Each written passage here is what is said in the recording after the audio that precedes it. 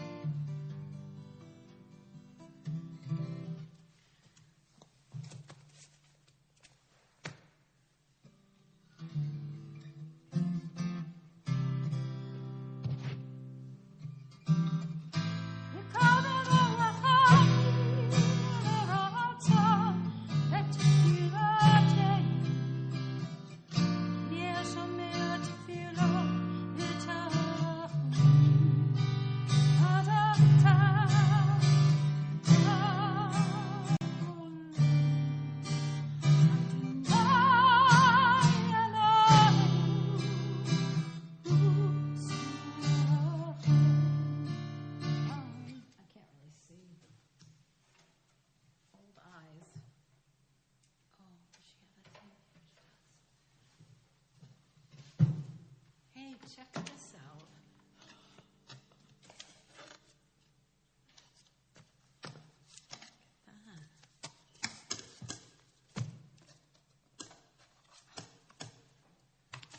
One more time. Can I do it one more time?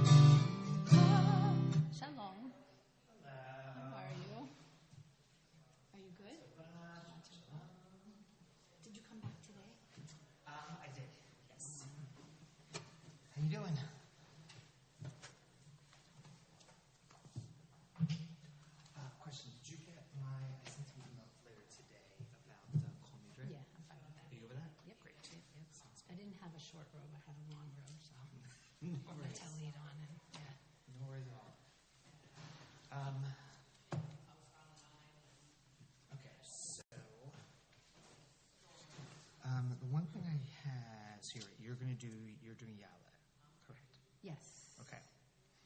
Do you want to keep that on the shorter side? Do you want me to do just 3 verses? I was going to do 4. I wasn't going to do the whole page. Do whatever you want. Okay, all right. Do whatever you want. Yeah.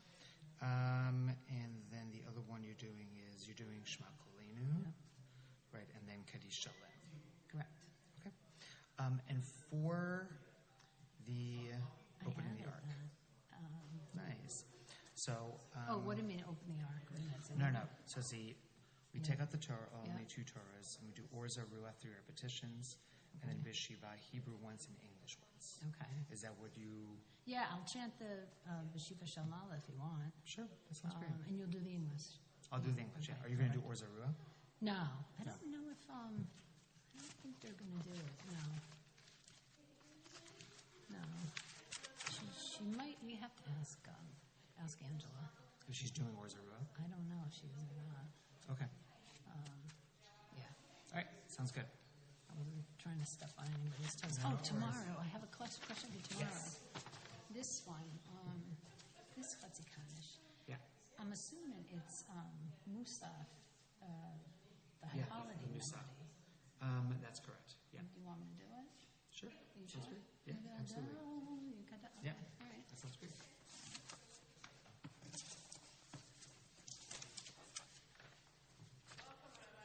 Thank you. Shabbat Shalom. Shana Tova. Angela, are you going to do the Or Zarua? At the beginning. I get the wrong page here. You going to do that 3 times? I don't know. What is it? What's this one? Yeah. I don't know the melody. I don't either. No? I don't know it. Oh. That's fine. We're going to be If I can't recall it right now, I'm not going to be able to. I think we're just going to, because we're going to be going around. So I think we're going around the sanctuary. Forget if we do. Let me find that out. We're going to be walking around.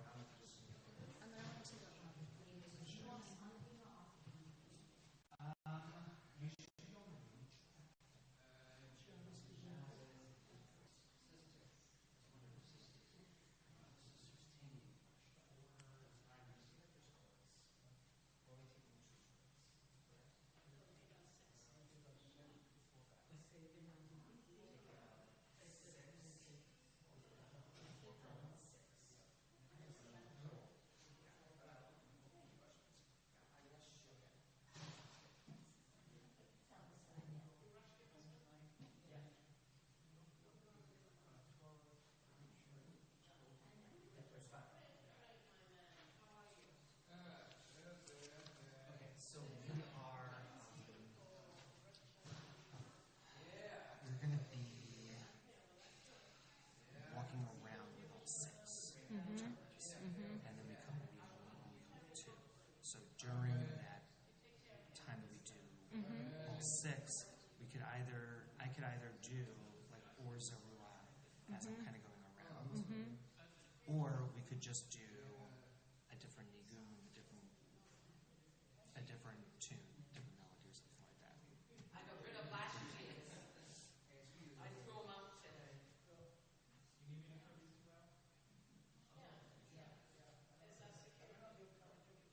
I can't think of a nagoon right off. See, I can't. Okay. So then I'll just do an Or Zarua. I'll do Or Zarua as I walk around. Okay. All right. Well, if I've done it before, so if you.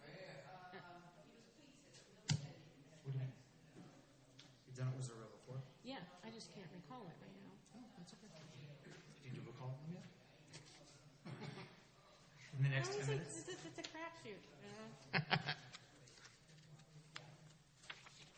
Oh, here. If you want.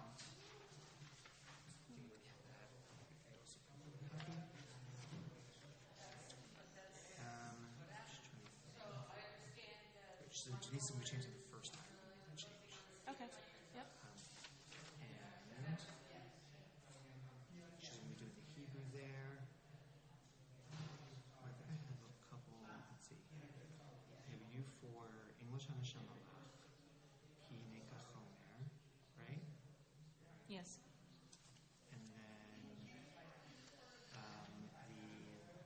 mitot, right? Yep, And you're doing mitot. yes. Okay. Right, we're not So doing what's Avinu this? Malkeinu. Right, there's no Oh, I Avinu. have that, okay. Yeah, but we're not doing Avinu Malkeinu. Right. Right. You have Ahavat. Shema and Yeah. Right. Yeah, see if I can recall it.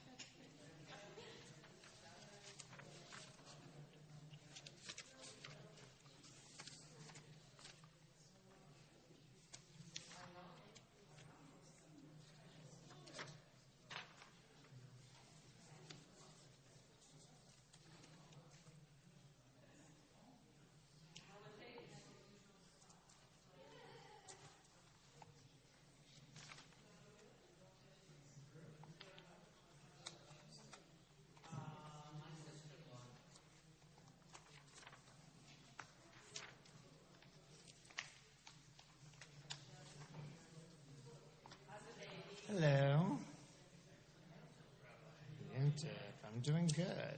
So when are you? Right. So the question is: are you speaking today? Speaking tomorrow? Which one are you doing? I can do either. I can just change tonight to today. Yeah, whatever fits. Sure. This is a short service. It's a shorter service. Yeah. Yeah. So maybe tomorrow. It doesn't really matter. I mean, I guess I say Kol Nidrei, so maybe tonight.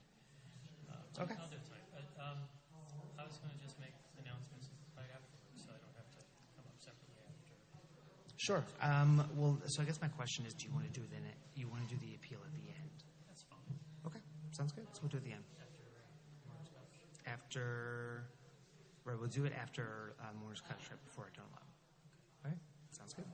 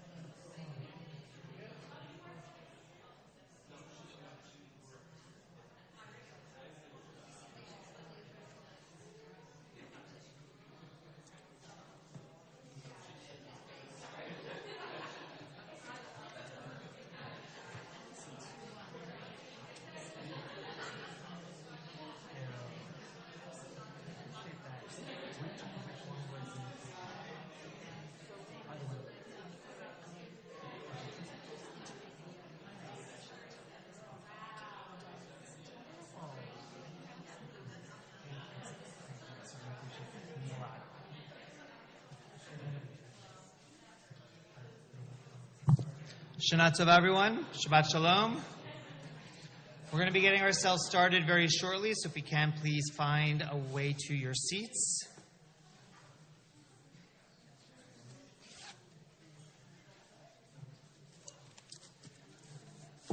This is the only day of the year in which it is traditional to wear a talit on during an evening service.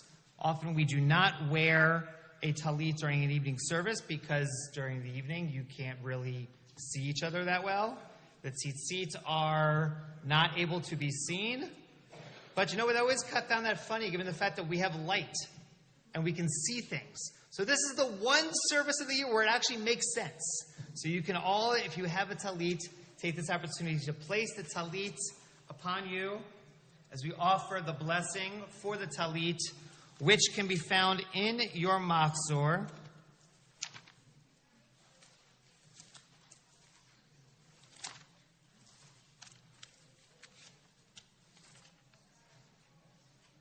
On page 202.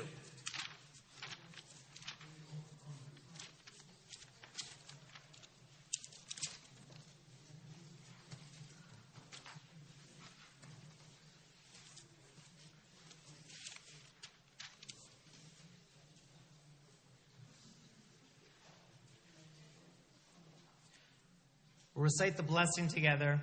Baruch atah Adonai Eloheinu melech haolam, asher kitshanu b'mitzvotav v'tzivanu lehitatef batzitzit.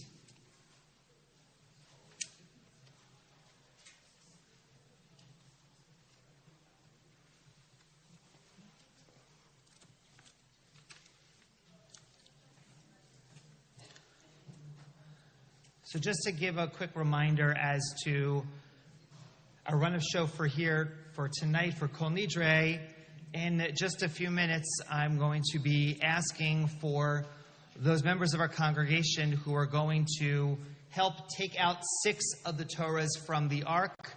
We will then parade the 6 Torahs around for everyone to be able to kiss the Torahs if you would still like to do so. And then when we return the Torahs to the Bima, we're going to put Sefer Torah back on in the Ark. I'm going to leave 2 out for us to use for Kol Nidrei, which we will repeat 3 times in Hebrew. The first time will be recited by Denise Heitman, who is joining us, as well as Angela to help us with making more music happen over the course of the service. So Denise will be offering Kol Nidrei once, and then I'll be offering it 2 more times afterwards. And I hope by the end that it won't just be me singing, but it'll be all of us together. But before we get to the Kol Nidrei part of our service, the very beginning part of our service for Kol Nidrei, during Rosh Hashanah I shared that I had a very deep conversation with Stephen Shapiro in the car driving me from the train here. Well, I'm happy to report that I had another conversation with a Shapiro, but it was Elaine this time who picked me up this afternoon as we were talking about Yom Kippur. One thought that she helped bring up for me for Kol Nidrei especially is that it is very difficult for some to find meaning in Yom Kippur when they are holding grudges that go back not just a week, not a month, not a year, but could be for their entire lives. I'm wondering if any one of us has someone, let's just say we don't hold that grudge, but we know someone who does. How difficult it might be to experience what Yom Kippur is supposed to do, which is to give us that cleansing feeling of what it means to start a new year if you're holding on to a grudge. But in order for us to think about how to enter into this Yom Kippur and into this year without holding on to that grudge, I wanted to share with you that holding a grudge, or I should say not bearing a grudge, is a mitzvah in and of itself. In fact, for B'nai Mitzvah students, when I sit with them, It is one of the list of 18 mitzvot bein adam l'chavero, between two people, mitzvot between two people, two individuals, that I offer as part of a mitzvah project. That during this year, don't hold a grudge or try to let go of those grudges. So I want to just share with you a little bit from the source of where we learn of this particular mitzvah, of not bearing a grudge. For those who are counting the 613 mitzvot, it is number 242 from Sefer Chinuch, which is a medieval transcript of all of the 613 mitzvot as they appear in Torah. This mitzvah of not bearing a grudge is that we are forbidden to keep in our heart any ill feeling over the harm that any Jew did to us.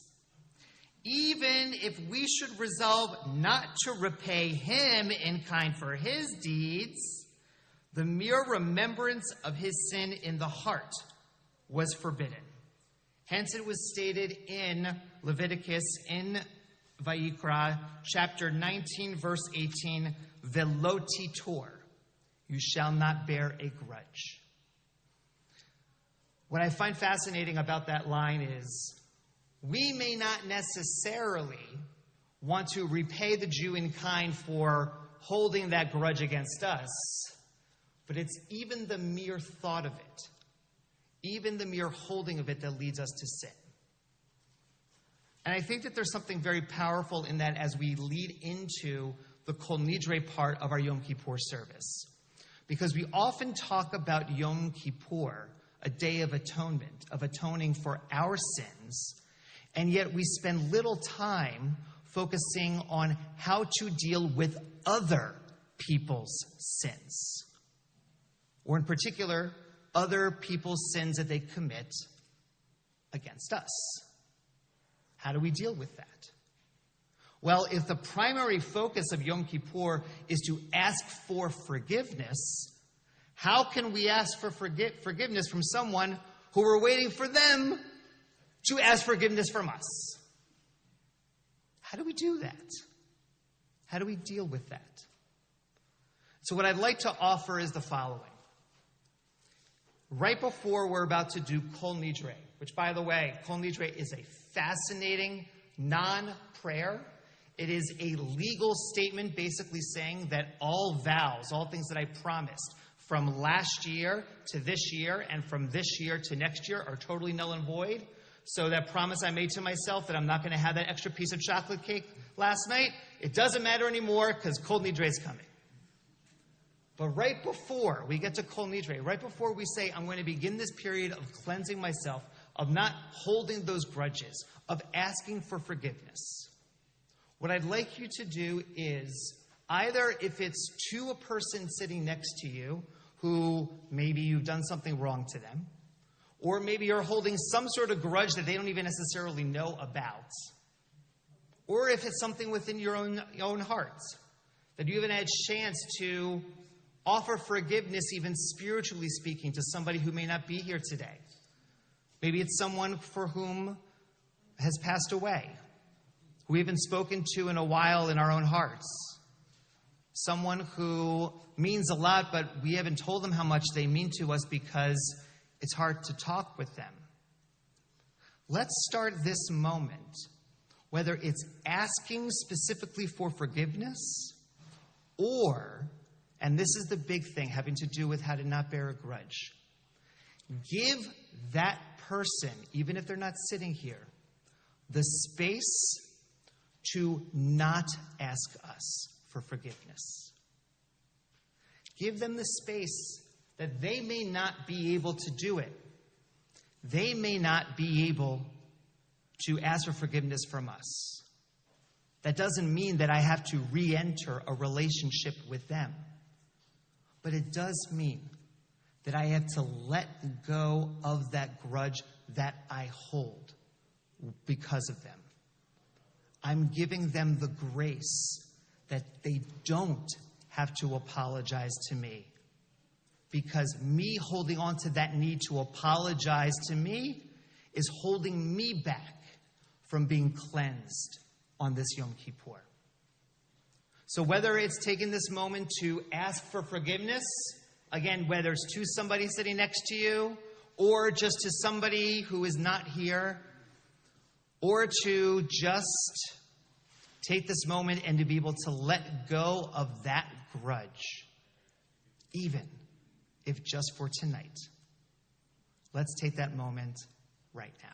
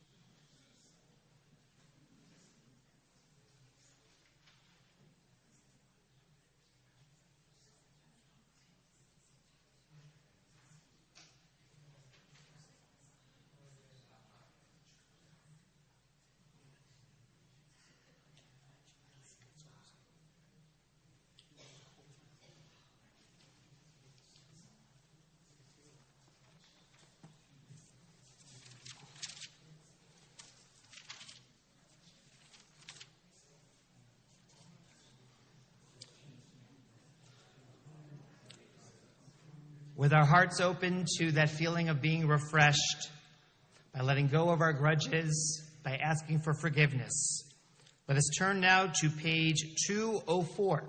So we ask for those who are coming forward to take one of the 6 Torahs to please come forward to the Bima as we all rise with the ark opening.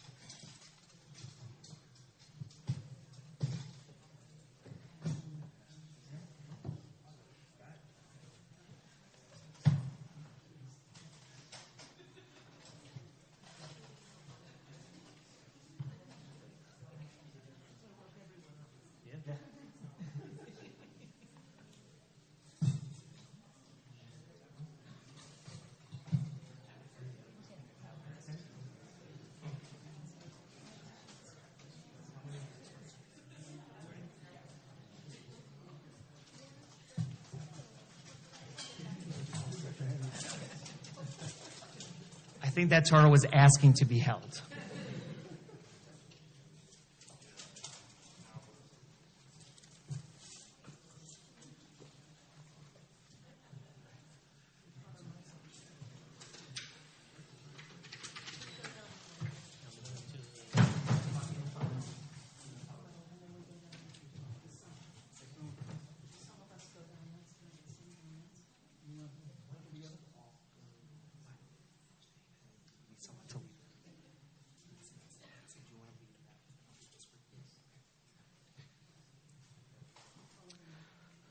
We're going to have 2 separate groups of Torah carriers walk down each side, and then we'll come down the middle. You can follow along as we repeat. Or Zarua on page 204. Ready? Follow me. Or Zarua la Tzadik ul Yishrei lev simcha, Yishrei lev simcha,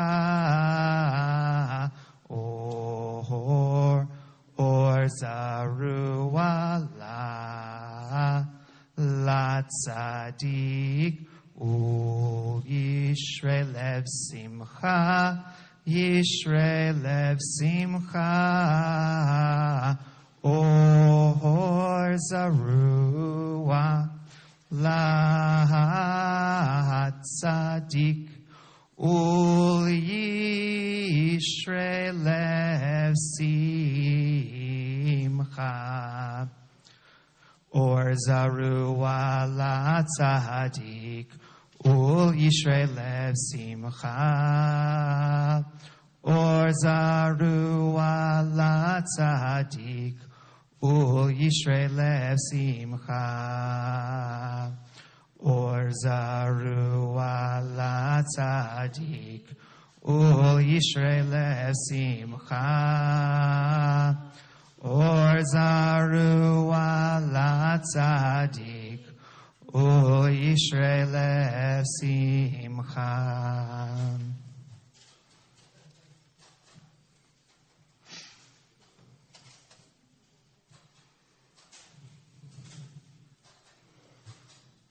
Who can understand the source of our errors?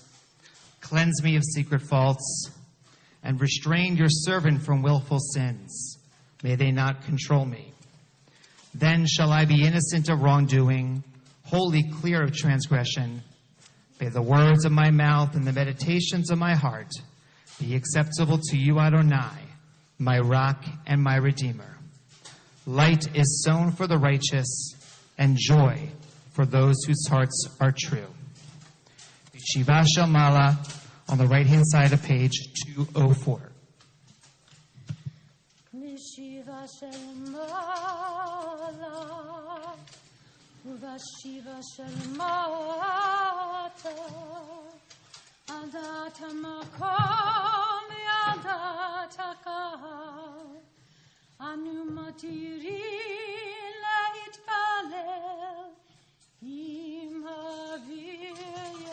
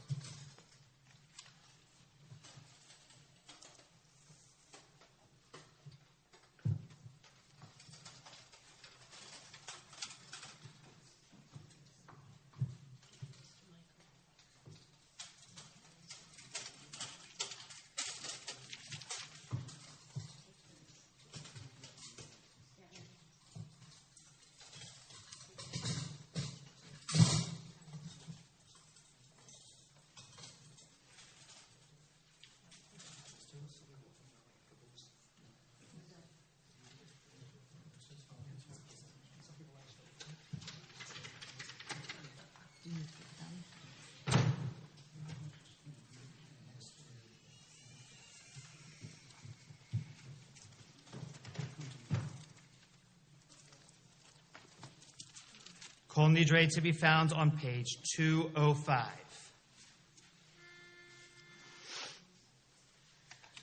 Kol Nidrei v'yasarei v'charamei v'konamei v'chinuyei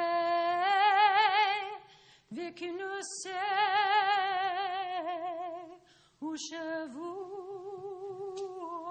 u'shavut din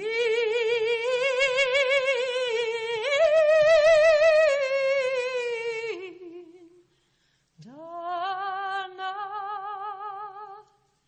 udin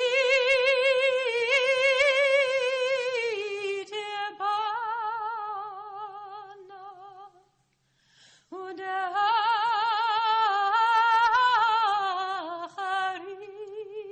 udaharimna vedar sana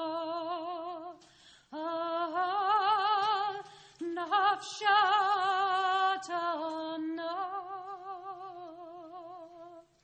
miyom kippurim zeh ad yom kippurim haba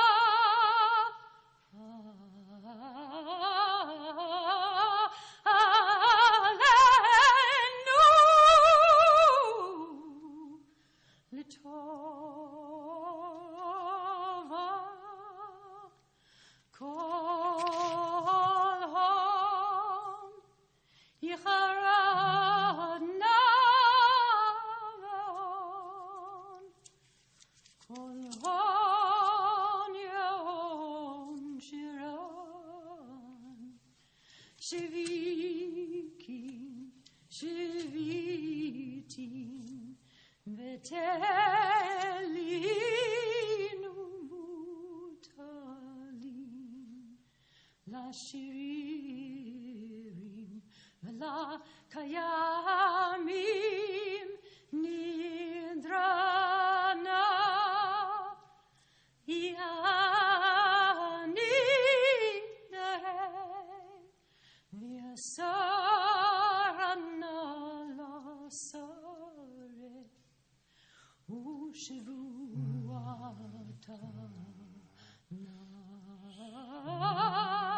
לשבועות.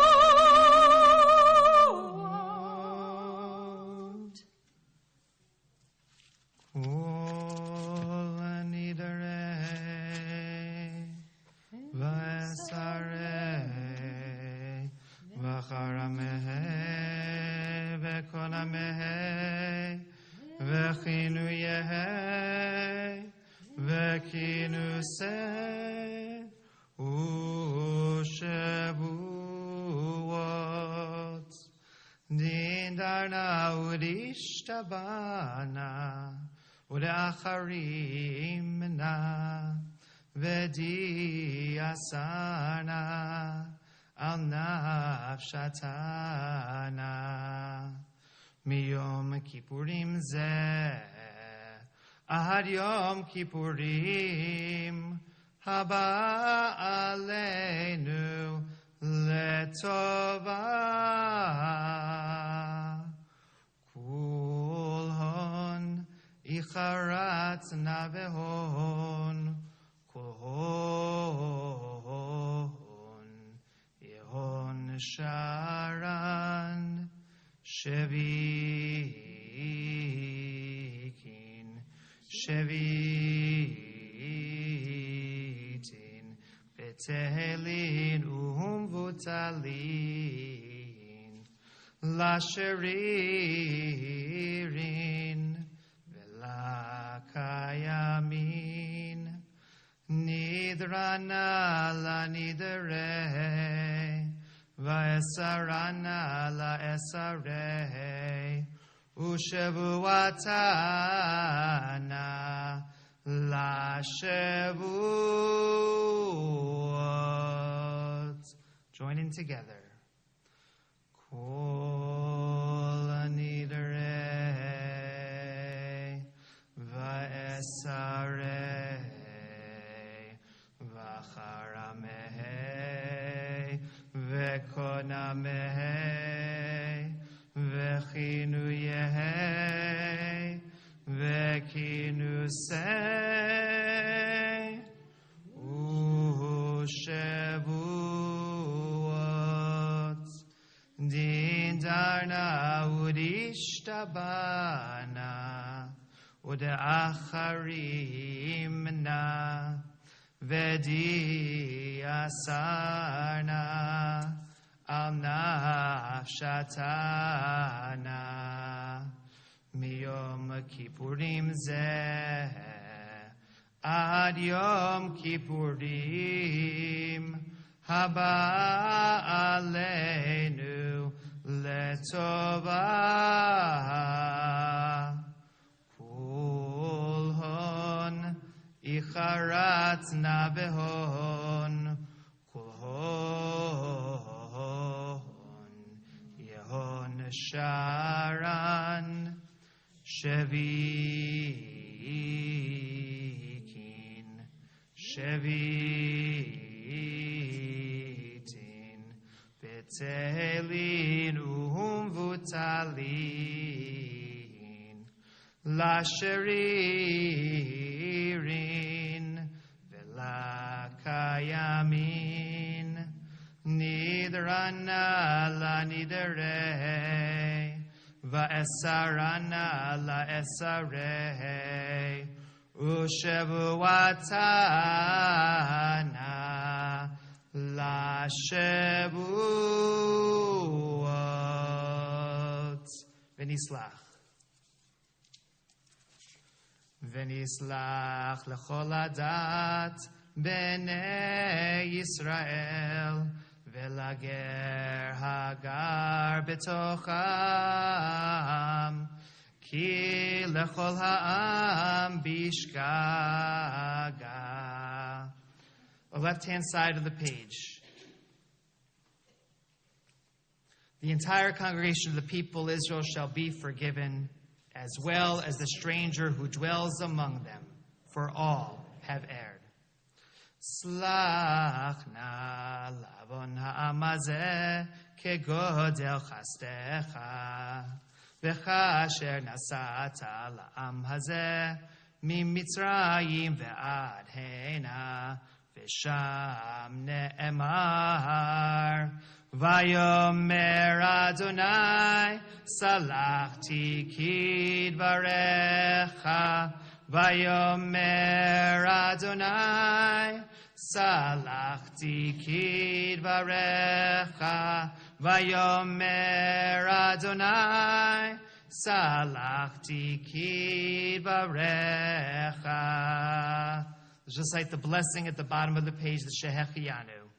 Baruch atah Adonai, Eloheinu melech haolam, shehecheyanu v'kiyimanu, v'higiyanu lazman hazeh.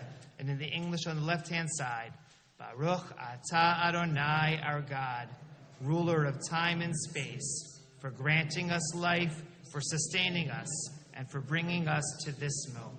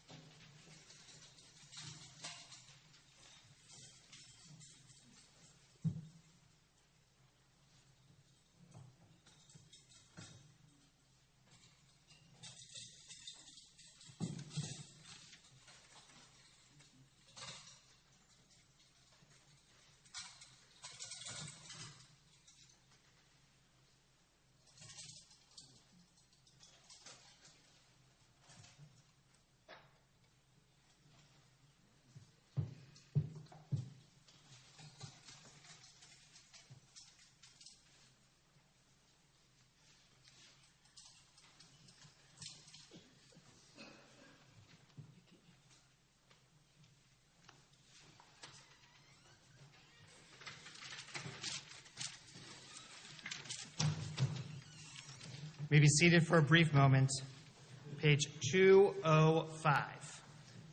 We should not forget that this is a Shabbat. This is our regular holiday that we celebrate every week. And so to celebrate Shabbat, let's turn to page 206. The first psalm of the page, the last 4 lines, Tzadik Katamar. Tzadik Katamar Yifrach Ke'erez Balvanon Yizkeh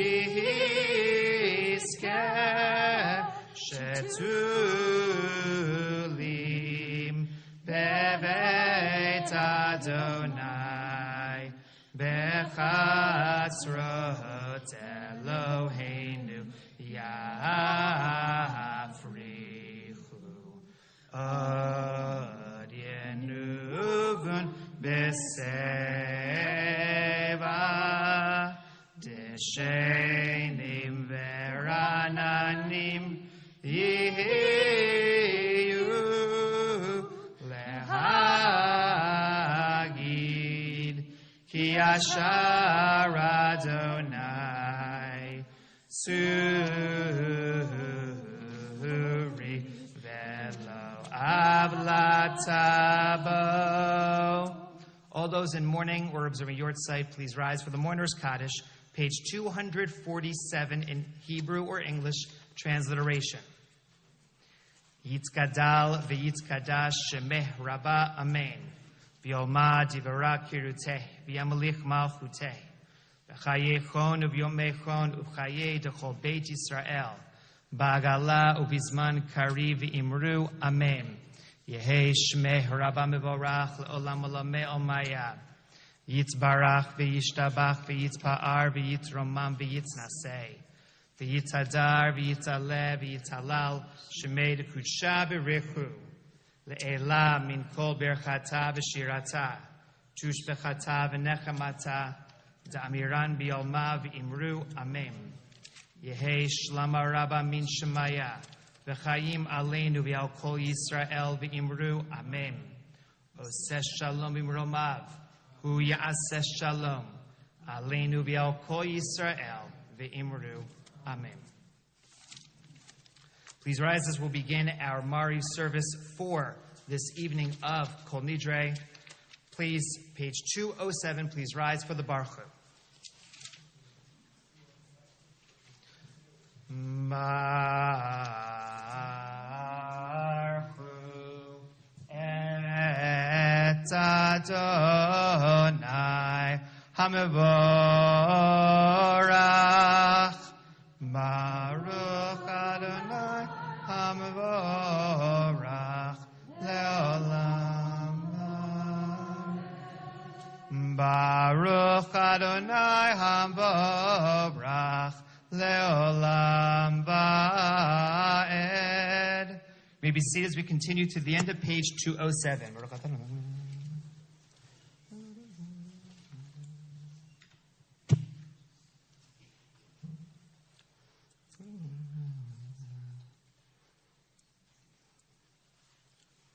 Umavir yom, maybe Laila. Umavdir ben yom ben Laila. Adonai tzavot shemo. El chai v'kayam. Tamidim loch aleinu leolam va'ed. Baruch atah Adonai. Hamari barabim. Page 208.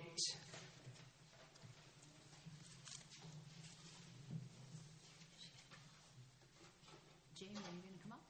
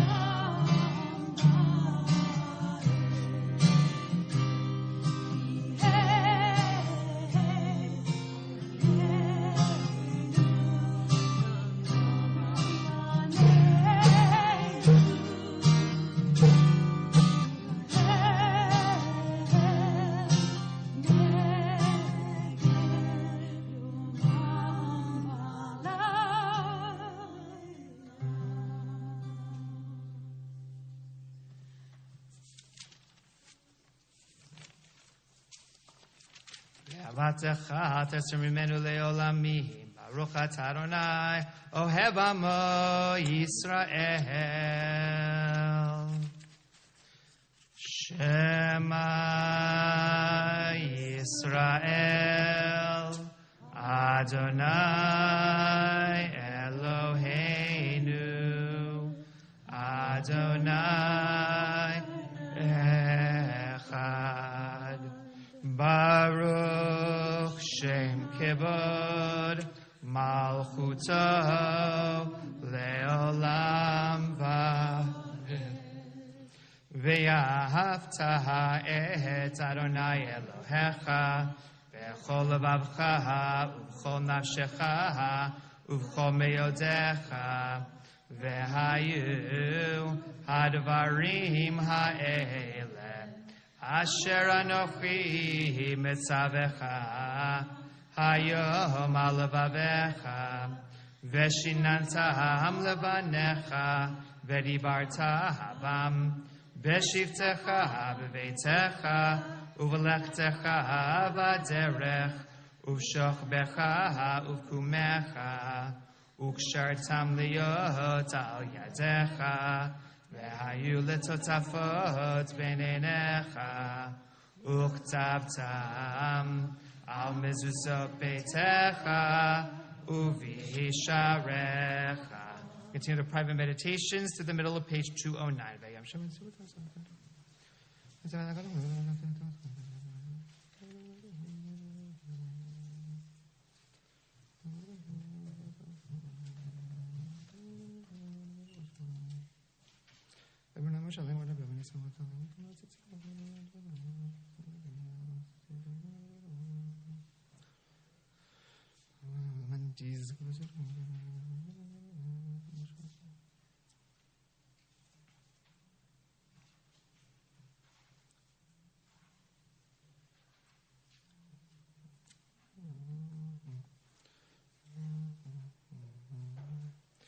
Adonai Elohechem Emet.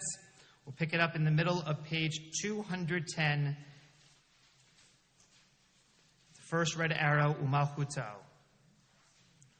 Umalchuto beratzon kiblu alehem Moshe u'Miriam u'Bnei Yisrael lechanu shirah Besimcha rabba v'yamaru chulam mi chamocha ba'olim Adonai mi kamocha nedar ba'kodesh nora tehilot osef eleh malchutecha ra'uvanecha Vokei ayam lifnei Moshe, ze'eli anu v'yameru, Adonai imloch le'olam va'ed, v'ne'emar, kifad Adonai et Yaakov, u'galom yad chazak mimenu, Baruch ata Adonai, Ka'al Yisrael. Let's read responsively on the left-hand side of page 211 in the English. Allow us, Adonai, our God, to sleep peacefully and to awaken again to life, our sovereign.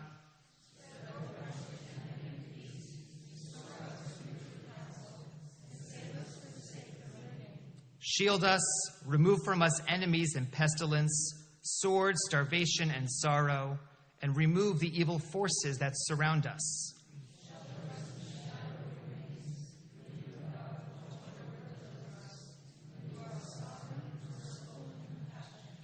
Ensure our going and coming for life and peace now and forever. Baruch atah Adonai, who spreads the canopy of peace over us and over all the people Israel and over Jerusalem. Ufros aleinu sukkah shelamecha, Baruch atah Adonai, hapores sukkah shalom aleinu, ve'al kol amo Yisrael, ve'al Yerushalayim. Please rise for Vishamru, page 212. Vishamru v'nei Yisrael et ha-Shabbat, la'asot et ha-Shabbat ledorotam beridolam. Vishamru v'nei Yisrael et ha-Shabbat, la'asot et ha-Shabbat ledorotam beridolam. Beinu v'minei Yisrael oti leolam, oti leolam, oti leolam. Veshamru b'nei Yisrael et ha-Shabbat la'asot et ha-Shabbat ledorotam berit olam. Ki sheshet yamim asa Adonai et ha-shamayim ve'et ha'aretz v'shamru b'nei Yisrael et ha-Shabbat la'asot et ha-Shabbat ledorotam berit olam. Uvayom hashvi'i Shabbat vayinafash It's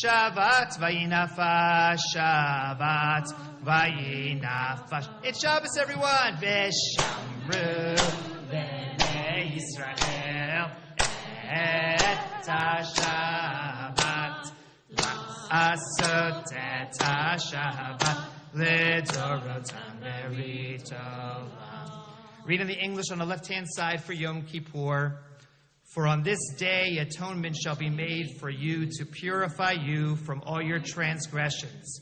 In the presence of Adonai you shall be poor. Ki bayom hazeh yechaper alehem letaher etchem mikochatotechem lifnei Adonai titzaharu. Yitzkada veyitzkada shemei rabbah. Amen. Be'alma divra kirutei v'yamalech malchutei b'chayechon uvyomechon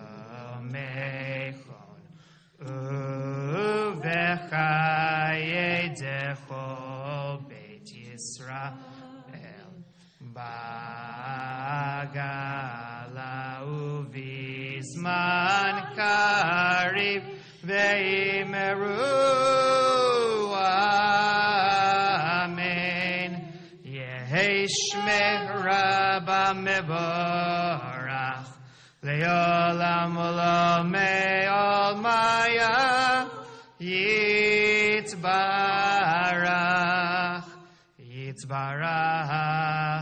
ve'yishtabach ve'yitzpa'ar ve'yitzrama ve'yitnaseh ve'yitzadar ve'yitzaleh ve'yitzalahal shemei dekudesha berich le'ela mikol birchata ve'shirata tushbechata ve'nechemata da'amiran be'olma ve'imeru amen. The Amidah for Kol Nidrei evening and Shabbat can be found on pages 213 through 221. Please make sure to add the correct insertions for Shabbat.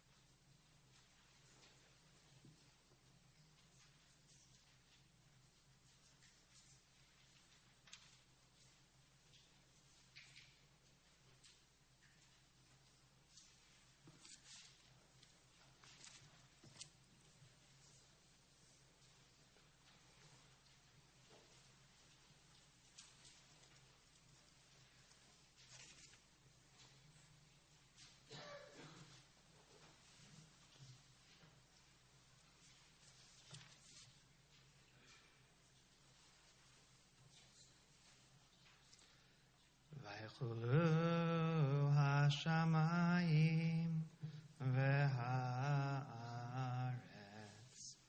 v'chol tzevavam v'yachal Elohim b'yom hashvi melachto asher asa v'yishpot b'yom hashvi Mikol melachto asher asa Vayvarech Elohim et yom hashvi Vaykadesh otam Ki bo shavat Mikol melachto Ki bo shavat Mikol melachto Asher bara Elohim Asher bara Elohim la'asot.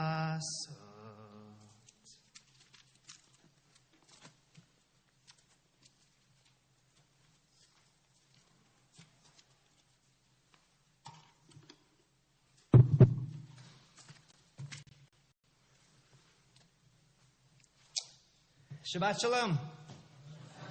Shana Tova. Gemar Chatima Tova. You guys know what that is? Gemar Chatima Tova literally means may you all be inscribed in the book of life. So, Gemar Chatima Tova, or if you want to do it the quick way, it's Gemar Tov. Depends if you want to go long or short. So, I want to give a little recap of where we are in this high holiday period. Not just in terms of the services, but in terms of the sermons that I'm giving. The first sermon was focused on how after the aftermath of October 7th of last year, that this is the first set of high holidays of dealing with that, and how we can turn our anxiety of oi into action of yo, something that we could do moving forward. And I laid out 3 different ideas of how we can try to embrace that yo of being able to move forward. One is of having Jewish pride, of being stronger together, which I laid out more in depth on the second day of Rosh Hashanah, focusing a lot on our shul and how synagogues are really at the heart of what it means to be able to be stronger together and to build Jewish pride. The second one, I'll do the third one first, actually. The third one is about hope for a better future, and how hope for a better future is centered on the the command in Torah to always choose life. That no matter how difficult, no matter how dark days are, that we should always choose life. The second one, probably the hardest one, the most challenging one to deal with as a Jewish community now in the aftermath of October 7th. And because it's the most challenging, is probably the one that is most necessary to be shared. And that has to do with the ethical and moral concern coming out of the aftermath of October 7th. And in particular, about how we must have that ethical and moral concern. How in every moment we have choices to make about what is the right thing to do.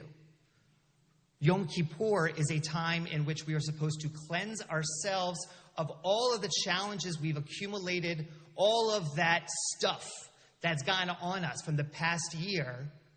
And this is the time to basically take a cleansing bath, to wipe it away. Not because it's actually it's not because it's actually gone, but because we need a fresh start to be able to look at things a second time, to try our hand again. And so when we think about what it means to be able to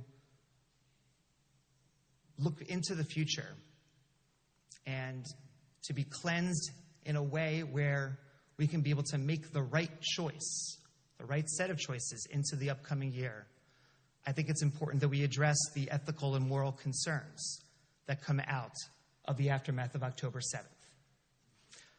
So to do that, I want to focus on three things, because I always like things in three. It's a nice kind of like small group. But in order to be able to do that example of three, I actually want to teach you a phrase or to reteach a phrase, because some of you may already know this phrase, whether it's in Hebrew and or in English. Okay? So, the first part of the phrase is im ein ani li mili.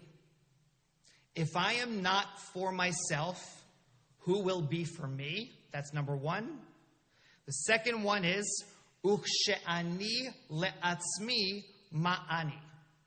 But if I am only for myself, what am I? That's the second one. And then the final one, which Andy shared so beautifully as part of his plea to all of us to continue to invest in our community. V'im lo achshav emaitai, and if not now, when? So those are the three things I'm going to kind of be focusing on, that phrase of those three. And by the way, it would really be a big deal for me if after this sermon tonight, you walk out and you tell me, I want to focus on that first one or that second one, and if you can name them in Hebrew, even better. All right. Here's the first one. Im ein ani li mili. If I am not for myself, who will be for me? The ethical moral concern centered around that idea is very simply, family comes first.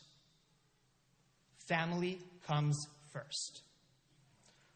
So, there are so many different kinds of groups, and there's so many different sets of people who we care about in our lives. And I don't, at this point, want to focus on who it is that is considered to be family, but that each one of us has a set of people, a group of individuals who are in that inner circle of family, whoever it may be. And we just saw this with the hurricane that really tore apart Florida earlier. And we see this in any kind of travesty or any kind of very difficult circumstance, that the first people who you will care about, the first people who you will seek to help is your family. And that makes a lot of sense, because of the fact that our family are the ones who come from us, who are a part of us, who are our flesh and blood in many cases. Did you know, by the way, that millennials are about, which, by the way, I'm like the old end of the millennial range. I'm like, I was graduate of high school in the year 2000, so I was just a millennial. Did you know that millennials are about to become the richest generation in the history of America?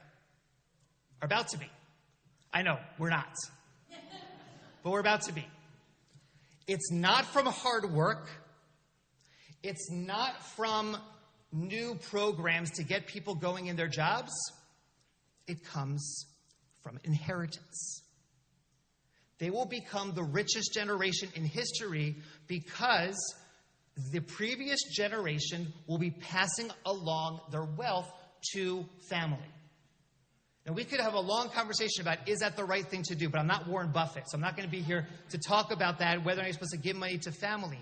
But the fact of the matter is that if you look for help, if you want somebody to be able to help you in your life, the first people you turn to are the people who are closest to you, are the people who you consider to be in that inner circle. And they're also, by the way, the ones, a part of our tribe, part of our group, that we will fight for tooth and nail to protect. The story of Torah, in many ways, is about how God started by creating all of humanity.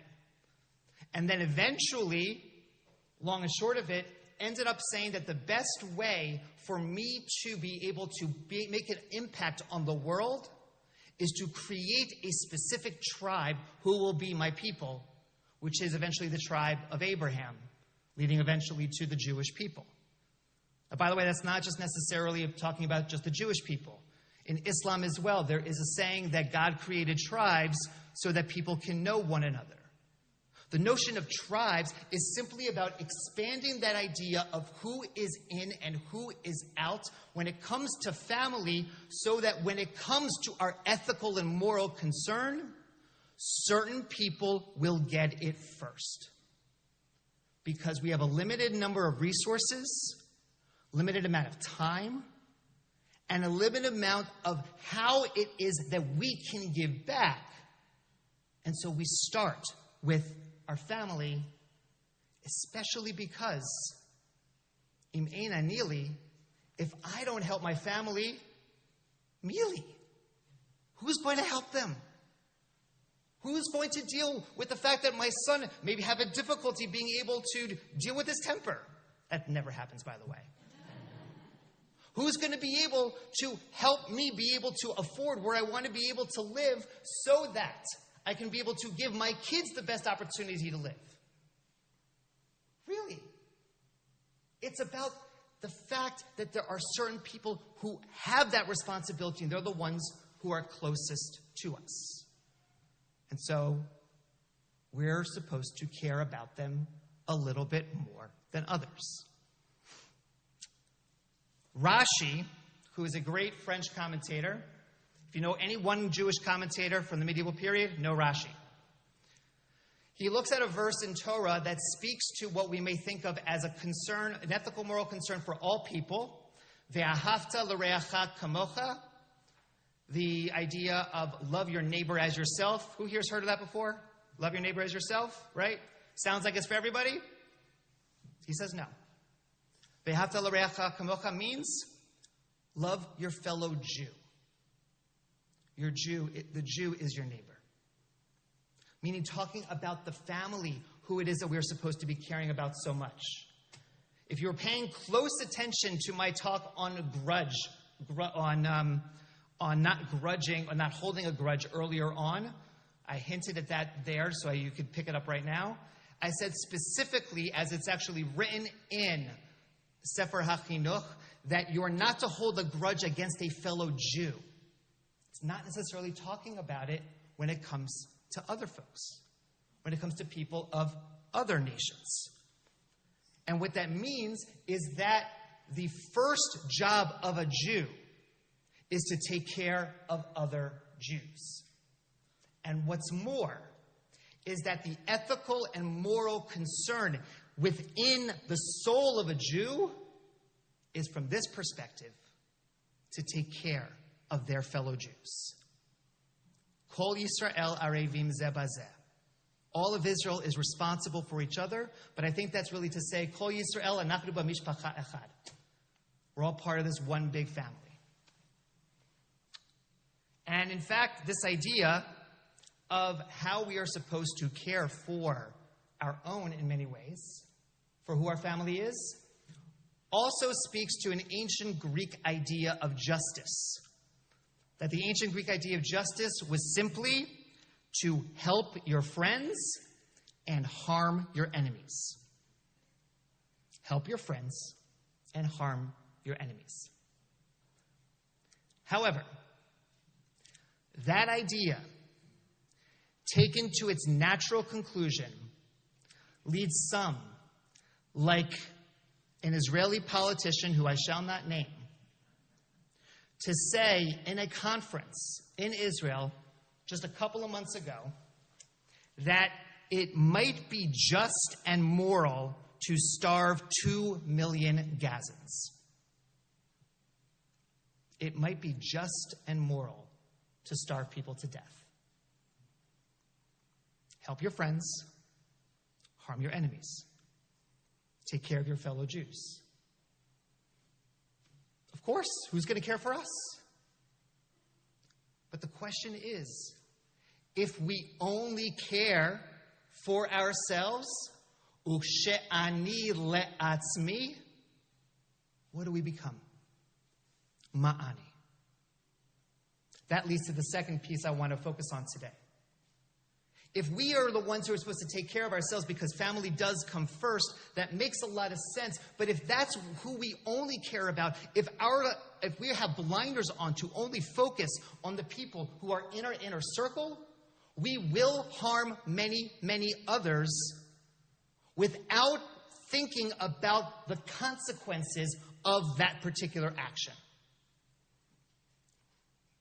And the challenge of Ushe'ani le'atzmi ma'ani, that if I am only for myself, what am I?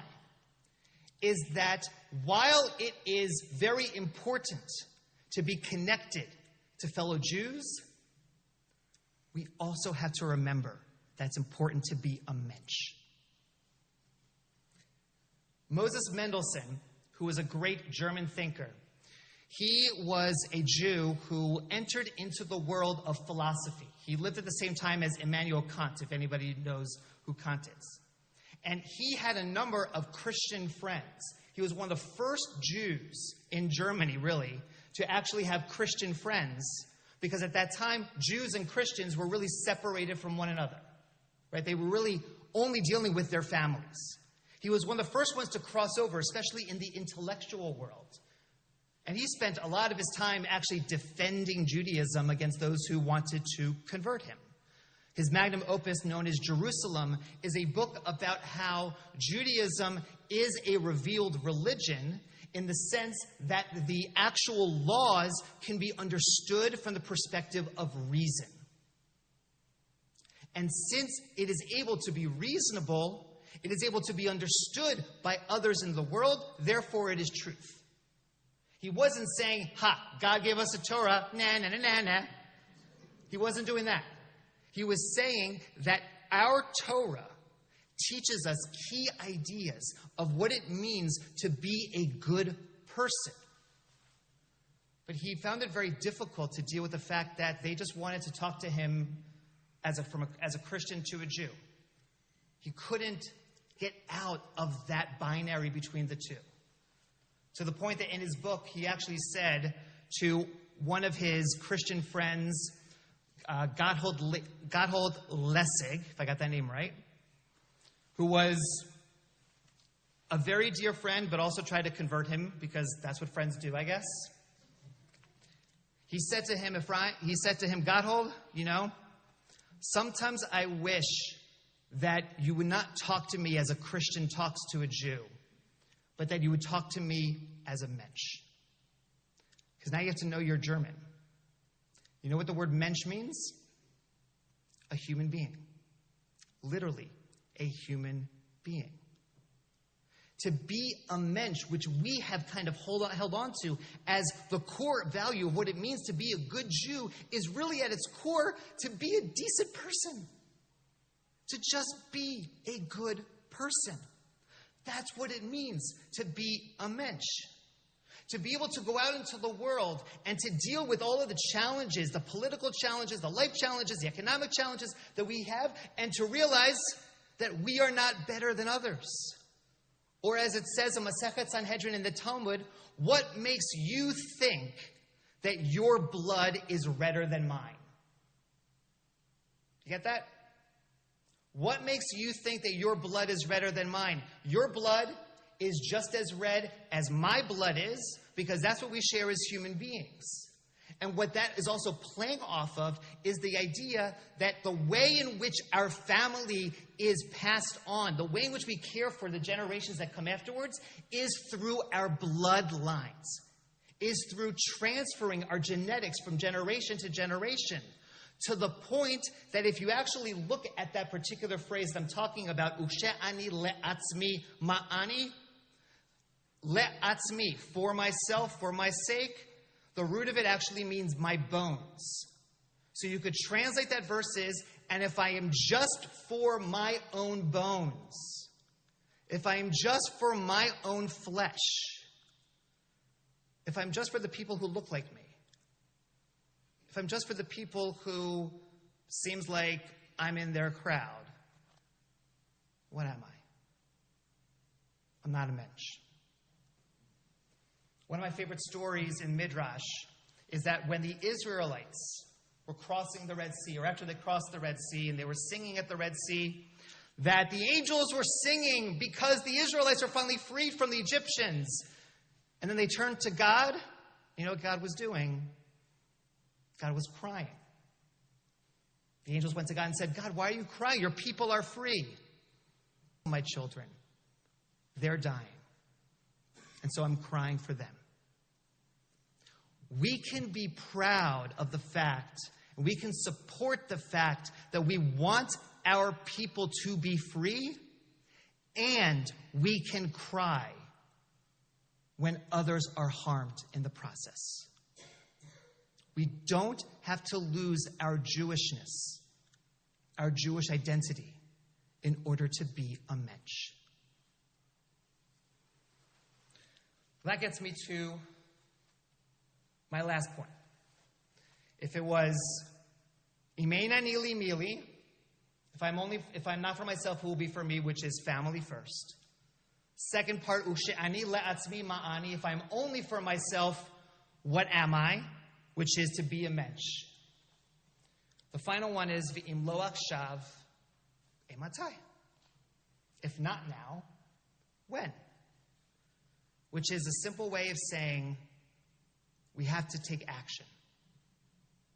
We have to do something. I know this is kind of been more of a serious topic, but I want to do a little bit on the light side. Since I picked on my son once, I'm going to pick on him again, since he's not here. And actually, we're picking on me because he came to me once and said, Abba, Hebrew for dad, Abba, why don't you read? Jonah, I do read. He's like, no, literature. I'm like, I read Jewish things. I read books. I read Torah. I read all these things, literature. No, stories, like actual stories. And I'm like, okay, Jonah, do you have anything in mind? He's like, absolutely. Here is a great young adult set of novels called Charlie Thorne, in case anybody's ever heard of Charlie Thorne, which, by the way, the first book actually also happened to take place in Israel, of course. So I've been reading Charlie Thorne because my son basically shamed me into broadening my horizons in terms of what I should be reading. But the short of it is that there is this character, her name is Charlie Thorne. She's 13 years old. She's absolutely brilliant. She's smarter than every possible adult out there, which is why kids like it, because kids love to believe that they are smarter than adults. And she goes through all of these amazing experiences having to do with particular treasures left by Einstein, by Darwin, by Cleopatra. So it's also like a story throughout all of history. In one of the latest stories, there's actually a moment when she is confronted by the Mossad. Yes, I said it took place in Israel, the first one, and the Mossad appears in this other book in the series. And there's a character in the Mossad, his name is Isaac Semmel, who really wants something, one of the treasures that Charlie Thorne has. And the head of the Mossad has said, you need to get it. So he's cornering Charlie. And the other Mossad agents are saying, we need to get her. We need to do everything we can. If we harm her, then that's going to be better for us. And he said, we don't hurt children.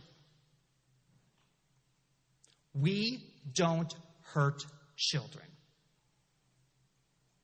It doesn't matter what the Mossad needs. We don't hurt children. Well, Hamas and Hezbollah has really put Israel to the task in terms of making it difficult for Israel to really be able to say, are we going to uphold that value or not? Now, I'm not going to stand up here and say it should be done one way or the other, because that's not the point of this sermon. The point of the sermon is that you can be a Jew and be a mensch at the same time. And it's also that you need to make a choice, or we all need to make choices in certain moments. But what that choice is, it's hard. It's difficult to know. This is the moment of Yom Kippur where we're supposed to cleanse ourselves of everything that happened before and to look again at the choices that confront us. Not to say we have to go this way, we have to go that way, but to stand in this moment asking ourselves, what should that choice be? And to help us think about that dilemma, I want to give you another one which comes from the Talmud as well. This comes from Masechet Bava Metzia. There is a dilemma, or there's a theoretical dilemma posed that some of you may have heard of in a different form. There are two people who are wandering in the desert. They find a jug of water. That jug of water, if one person drinks it all, will save them, that one person. And if they both share that jug of water, they will both die. What should they do?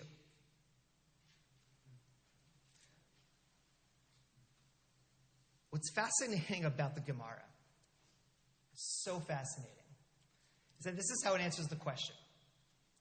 It said that Ben Pretora, he made an opinion that said both should die because you don't want to look at the death of the other.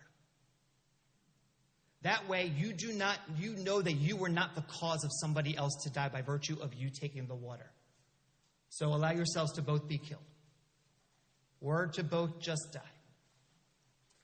And that opinion held until Rabbi Akiva came along and said, based on a verse that says, Ki achi v'chai achicha imach, that your brother shall live with you, that since your brother should only live with you if you are alive for him to live with you, then you need to first be alive so your brother could live with you, meaning you should save yourself first. It's a little bit of that Talmudic logic, all back and forth. But regardless of the logic, what I love about the fact is that there was an opinion by one rabbi until another rabbi came along and gave a different opinion. And the Talmud saves that back and forth. We need to stop blaming each other and hurting one another and throwing invectives towards each other. I don't necessarily mean here, but I mean out in the larger world. There are plenty of Jews who care very much about what it means to be a mensch and thinks that Israel is not doing the menschy thing and is fighting against them for that. And there are many Jews who are doing the Jewish thing by speaking up for their family and realize that I can't be a mensch here because I have to be a Jew first. And both of those ideas have roots in our tradition. Sometimes we have to choose one over the other. We can't just be a Jew and a mensch. Sometimes we do have to make that choice, but that's up to each one of us. Whether it's in here, in our wonderful holy space here at East Greenwich, whether they are in the halls of Knesset, whether they're on campuses across the country. Whatever our choice is, we need to be willing to stand up for it while at the same time also being willing to maybe make a different choice if that different choice seems better at a different moment. So these are the three things. Imein ani li mili. If I'm only for myself, who will be for me? Putting family first. Ukshani le'atzmi ma'ani. And if I'm only for myself, only for my own blood, then what am I? I should be more. I should be a mensch. V'im lo achshav ematai. If not now, when? Because sometimes you have to make a choice. Sometimes we have to choose. But we don't have to choose for forever. We just have to choose for right now. So as we continue in our service, I want you to think about which of those three are you thinking about in your own life today? Which of those three things, of family, of being a mensch, of making difficult choices, is what you need to spend the time of Yom Kippur on to help you make the right choices into the coming year? Because that's what this day is all about. It's about giving us a chance to reflect, refresh, and rejuvenate our souls so that all of us, Klal Yisrael, the people of Israel, the Kol Yoshvei Tevel, and all the people around the world can have a Shana Tova, can have a great and wonderful year ahead. Shana Tova, everyone. We will now continue in our service.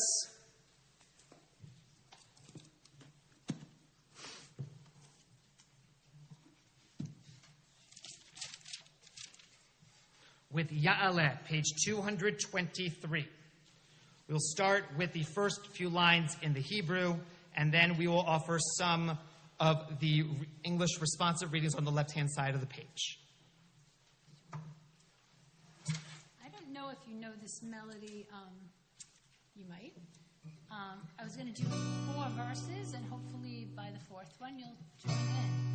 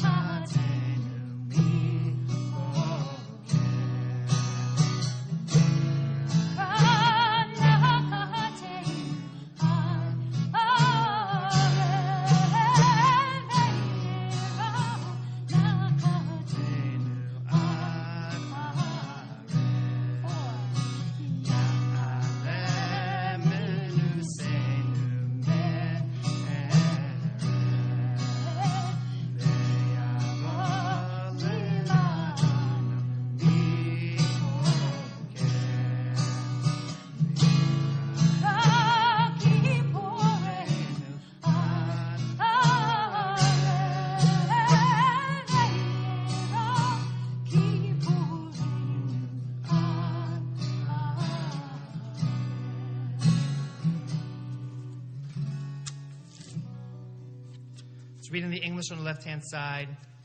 May our supplications rise up at evening, our pleas arrive with the dawn, our songs transform the dusk.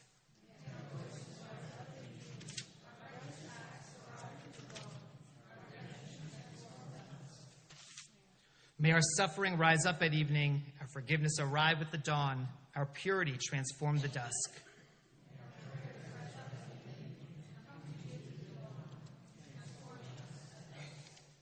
We turn now to Hanashamalah, which can be found on page 225.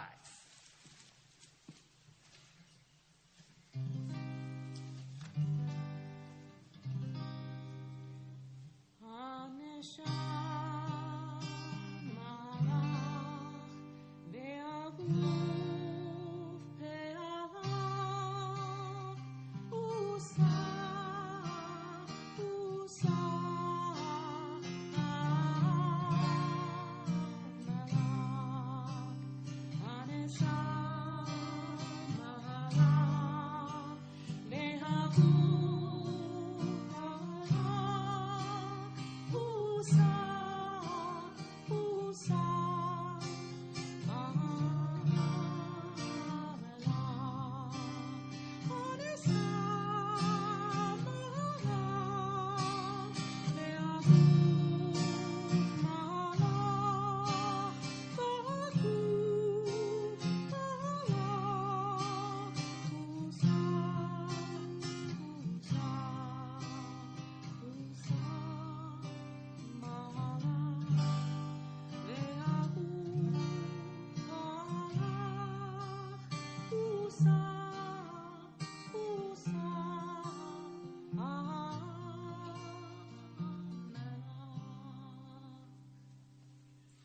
Read responsibly on the left-hand side of the page.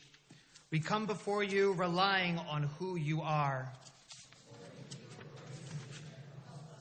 You are known as gracious, compassionate God.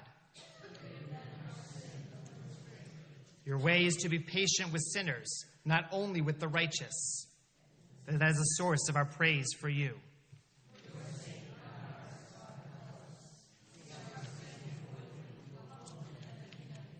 Grant relief to this driven leaf. Have compassion on that which is but dust and ashes.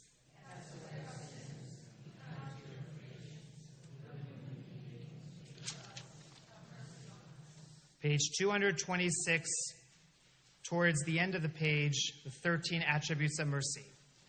Vayabor Adonai al panav vayikra. Adonai, Adonai, El Rachum Vechanun, Erech Haim, Verav Chesed Ve'emet, Notzer Chesed La'alafim, Nose Avon Va'fesha, V'chata V'nakeh, V'salachta Labonenu U'lchatatenu U'nechaltanu. Forgive us, our Creator, for we have sinned. Pardon us, our Sovereign, for we have transgressed. For you, Adonai, are kind and forgiving. You act generously to all who call on you. Page 227, Ki hine kachomer beyad hayotzer, as clay in the hand of the potter.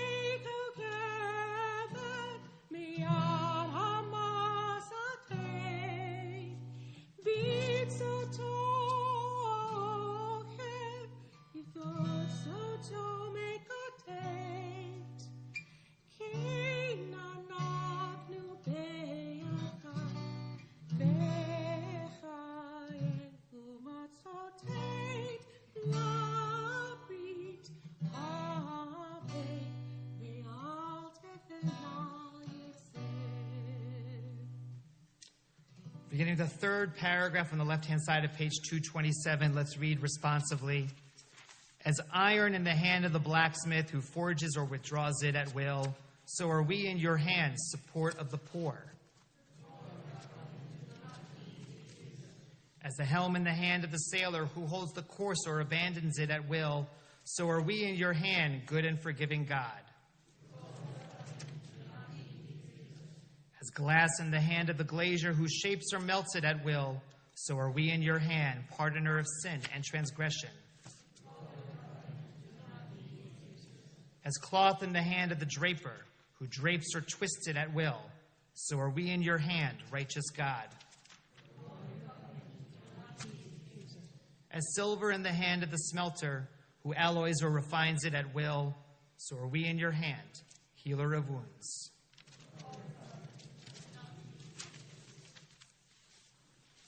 Middle of page 229, the 13 attributes of mercy again.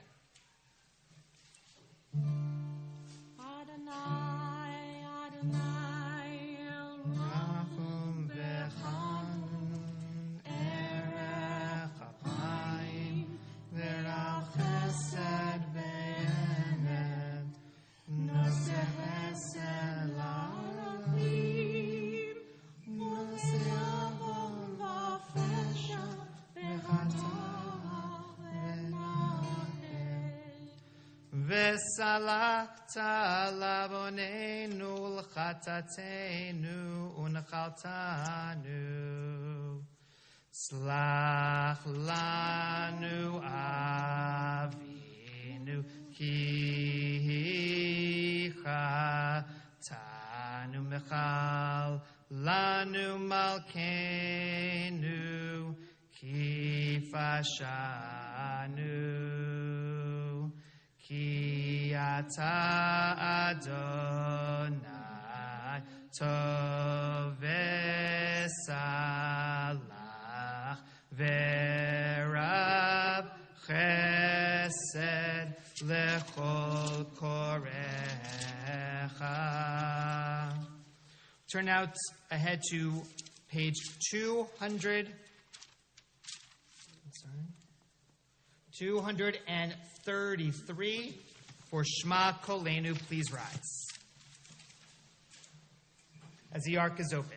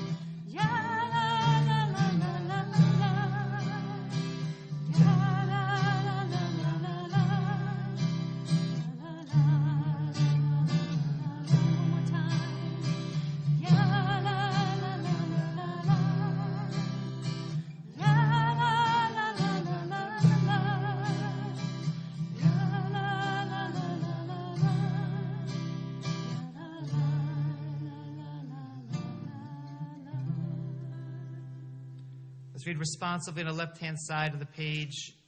Hear our voice, Adonai, our God. Be kind and have compassion for us. Willingly and lovingly accept our prayer.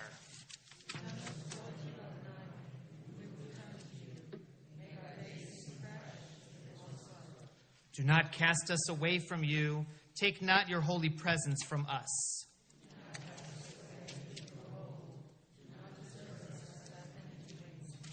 You may be seated as we continue, as the ark is closed and we turn to page 234, Kianu Amecha.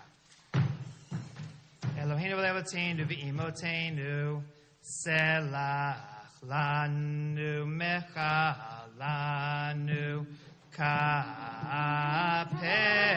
lanu.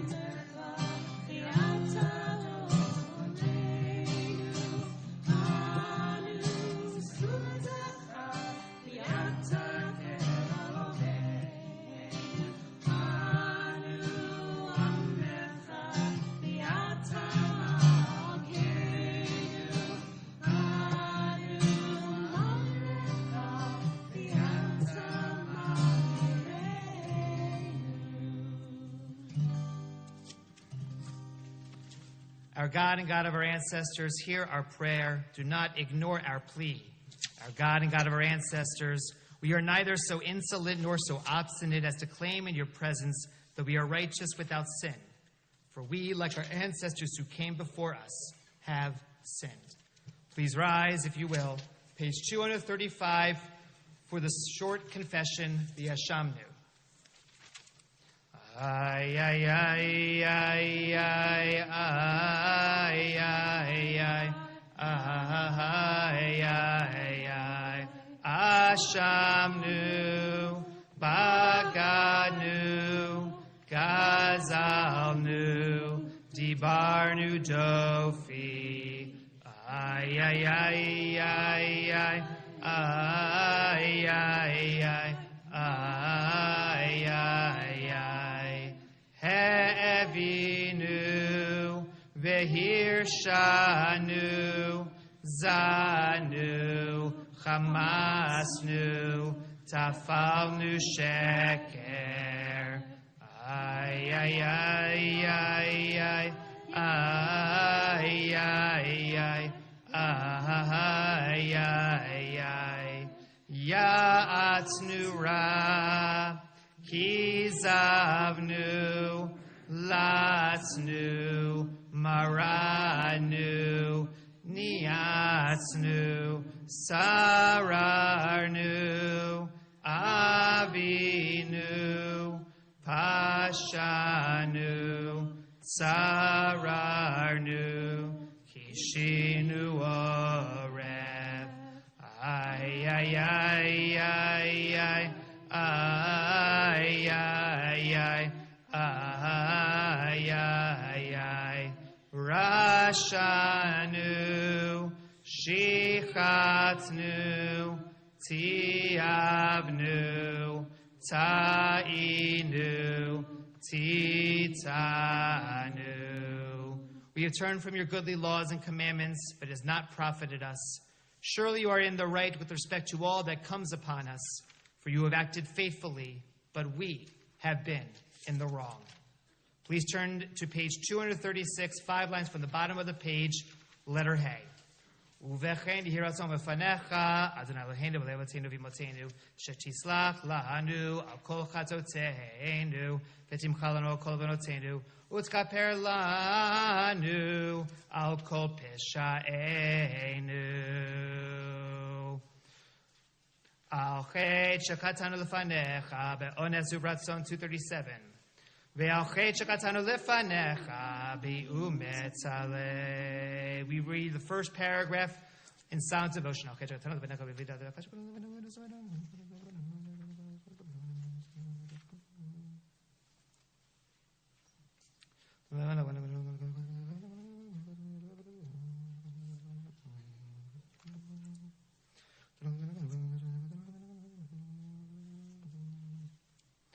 Al chet shekatanu lefanecha beyetzer hara, ve'al chet shekatanu lefanecha biyodi'im u'velo yodi'im, ve'al kulam Eloah selichot, selach lanu, mechalanu,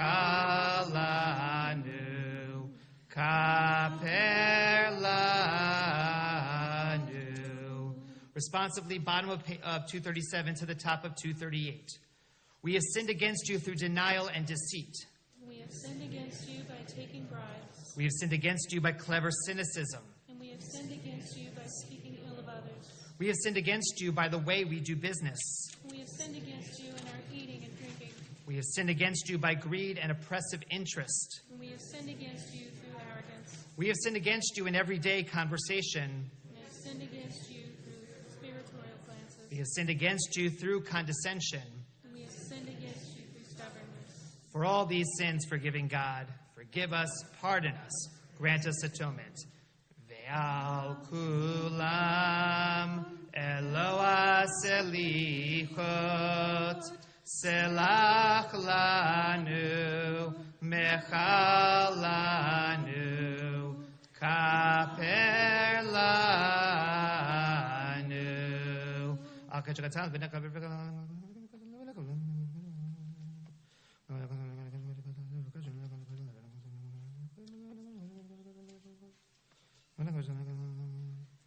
האוכל שקטנו לפניך בתשומת יד, והאוכל שקטנו לפניך בתמהון לבב, ועל כולם אלוה סליחות, סלח לנו, מחל לנו, כפר לנו. You may be seated. Because this is Shabbat, we do not recite Avinu Malkeinu. If you want to recite Avinu Malkeinu, come back for tomorrow evening during the end of the Ne'ilah service. But for now, we'll continue with Kaddish Shalem, page 245.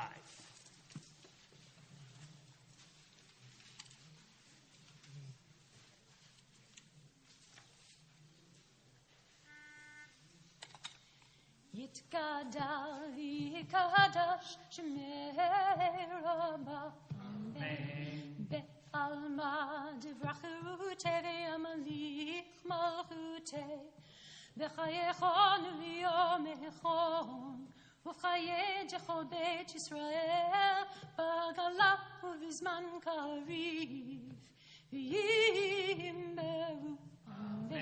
יהי שמי רבו מבורך, לעולם ולעולמי עולמיה יתברך.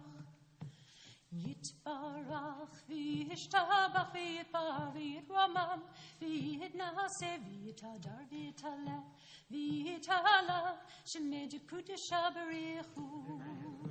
לעילא לעילא מן כל בחרתה וישירתה תושבחתה ונחמתה תמירה ביעלמה ויאמרו אמן. תתקבל סלות ההון ובאותון דכל ישראל קדמה והון דבשמיא ויאמרו אמן. יהי שלום הרבה מן שמיא וחיים עלינו ועל כל ישראל ויאמרו אמן. עושה שלום במרומיו הוא יעשה שלום עלינו ועל כל ישראל ויאמרו אמן. Please rise for Aleinu, page 246.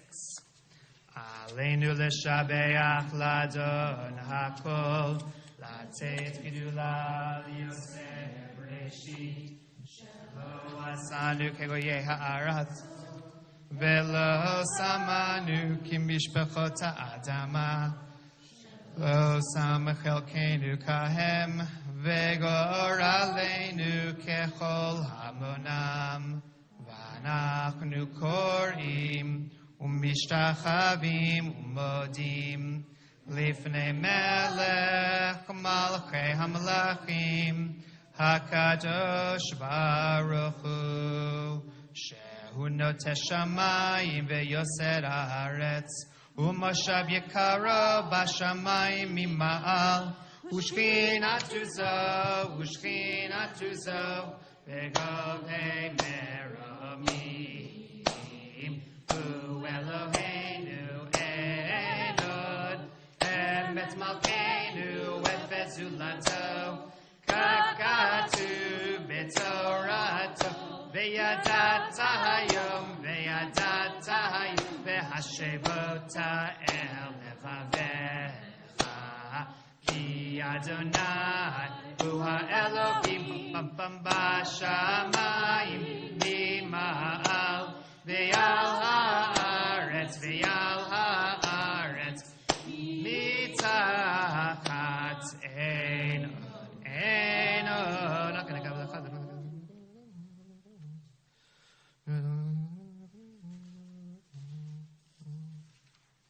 ככתוב בתורתך, אדוני ימלוך לעולם ועד, ונאמר, והיה אדוני למלך על כל הארץ. ביום ההוא יהיה אדוני אחד. Ushema, Ushema, Ushema Echad. You may be seated.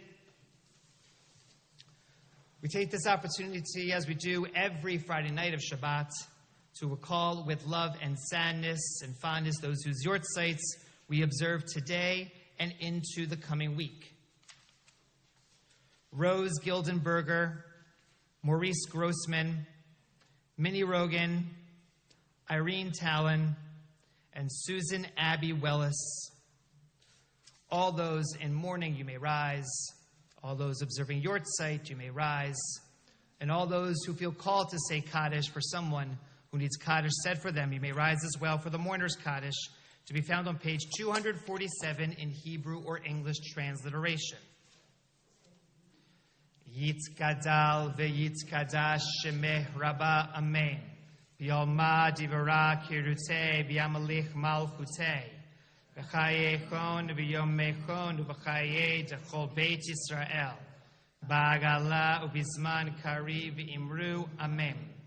Yehei shmei rabba mevorach le'olam u'lamei maya. Yitzbarach v'yishtabach v'yitpa'ar v'yitromam v'yitnasei. V'yitzhadar v'yitzaleh v'yitzhalal shemei dekudsha b'rechu. Le'ela le'ela mikol berchata v'shirata. Tushbechata v'nechemata da'amiran bi'olma v'imru amen. Yehei shlama rabba min shemaya v'chayim aleinu v'al kol Yisrael v'imru amen. Oses shalom b'imromav hu ya'ases shalom aleinu v'al kol Yisrael v'imru amen. Zichronam livracha, may the memories always be for a blessing, and let us say amen. Normally at this point, I would introduce us to the end of the service, but this is Kol Nidrei. And this is a time where leadership of our beautiful community here has a chance to offer some words and offer some wisdom and thoughts for us to think about as we move forward celebrating this year here at Torat Yisrael. This is also the time I would normally take a chance to say I'm proud to present the president of our synagogue. And I am. But I'm going to spend a little bit more time introducing him than just that little phrase. See, Michael Katz, who has graced us as president of our community for the past few years, is both a great example of what shuls and volunteers who care about shuls should do and could do, and is also an example of why shuls sometimes struggle to find leaders. What do I mean by that? I mean that Michael joined the community how many years ago? 5, 6 years ago, and he's in his third year of presidency. Right? He had a heartbeat. He didn't say no, so he joined. He became president of this new congregation as he and Ellie really established roots here. And I've gotten to know the two of them over the course of my couple years here already.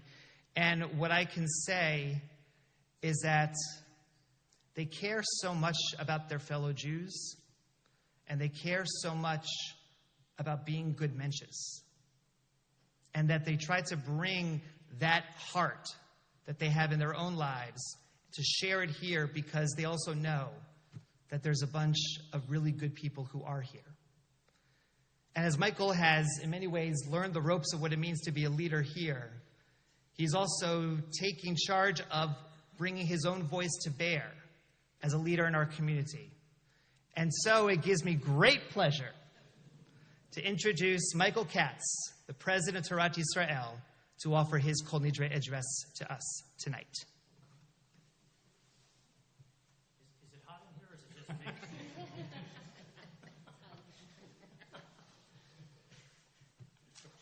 Thank you. You're enjoying it, isn't it?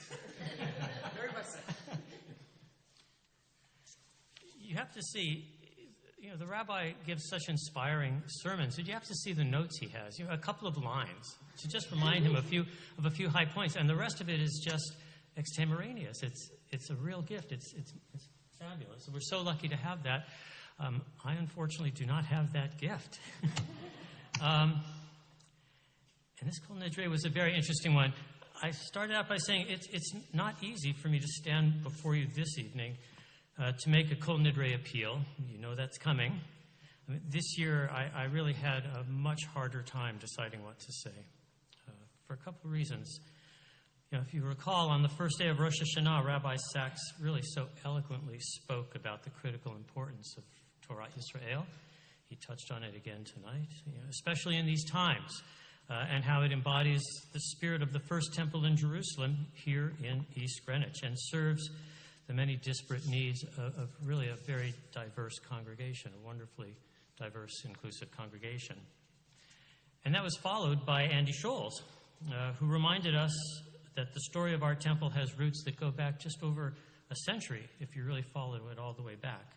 He told us about the dreams and the vision of a generation that saw this building in this place as the future of that legacy.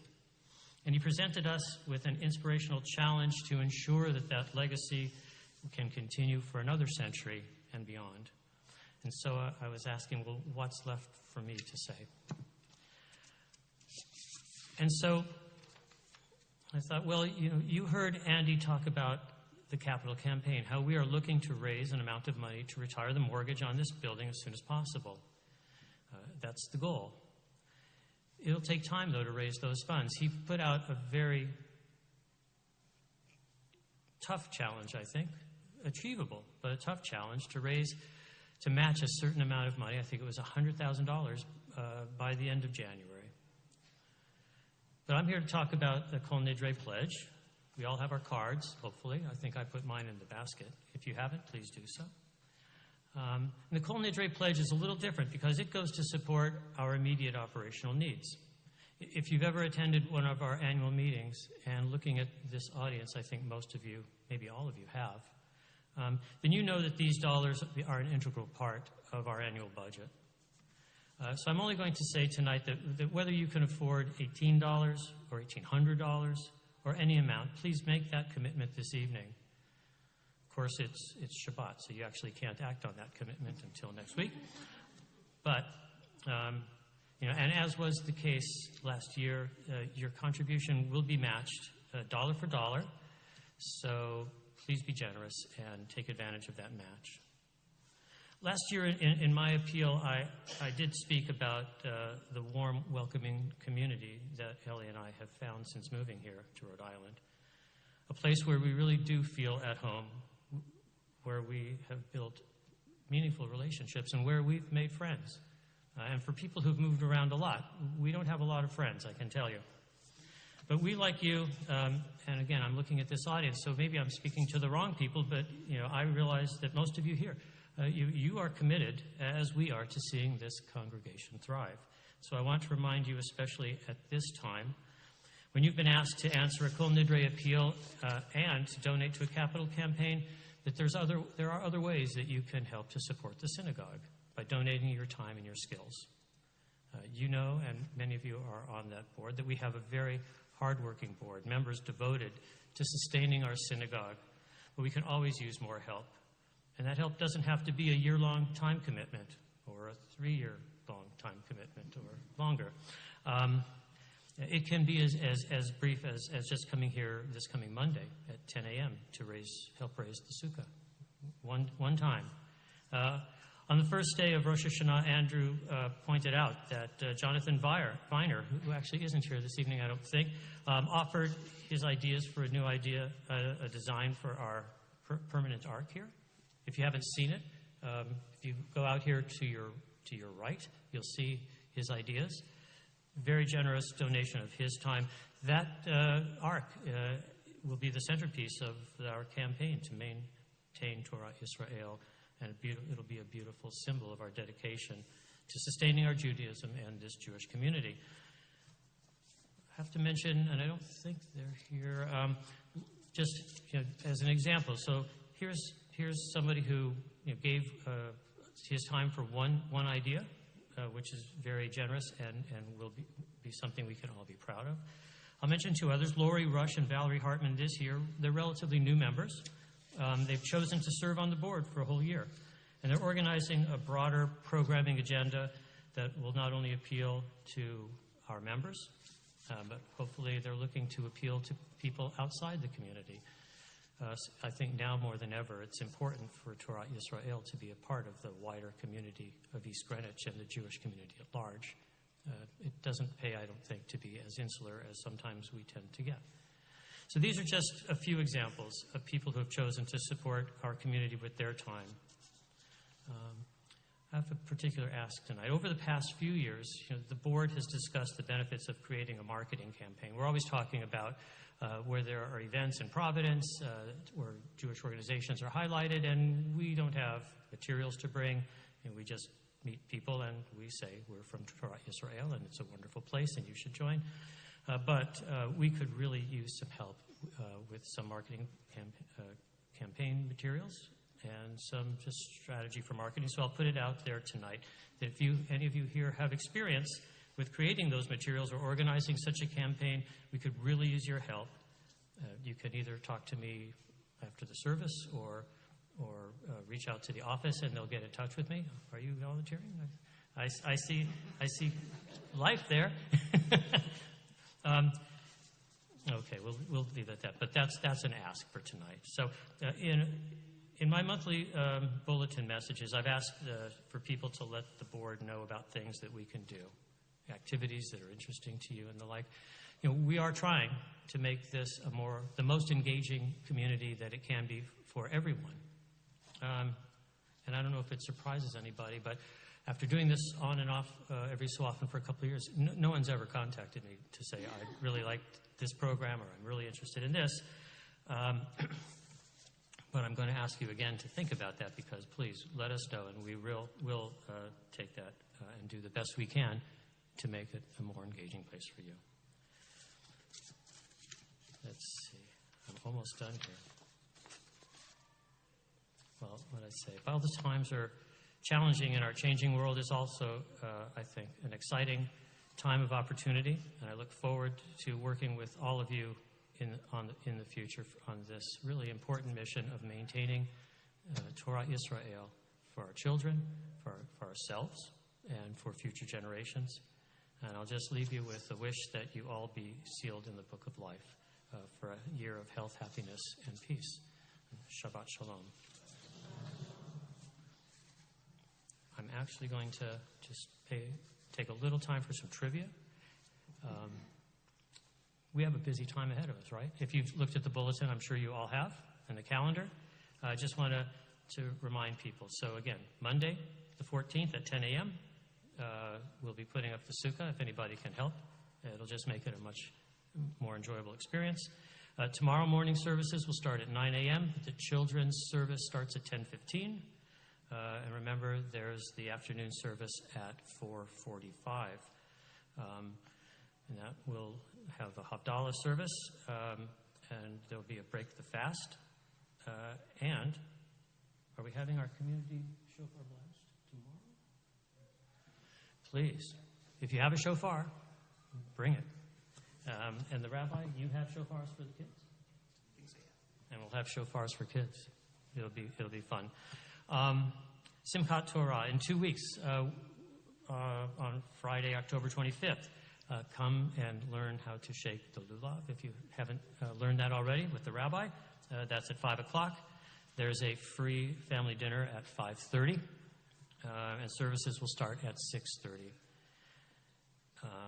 And I believe Shemini Atzeret on the calendar is actually on Thursday the 24th, but Saturday, keep in mind, Saturday the 26th this year, we will have the Shemini Atzeret and Yizkor services here. So that's going to be Saturday the 26th. And if you forgot your food donation for the kosher food bank, I think they're going to accept the donations anytime during the month of October. So please bring kosher food items for the food pantry. There are a lot of people in need, and we can help. Shabbat Shalom. Also, just one other note about that special Saturday morning service in 2 weeks for Shmini Atzeret and Simchat Torah, in addition to Yizkor, which is the tradition to offer on Shmini Atzeret. We will also be celebrating Simchat Torah by giving everybody who is here an aliyah to the Torah, if you would like. And we'll also be dancing with the Torah. It'll be a lot of fun. It's a great chance for the kids.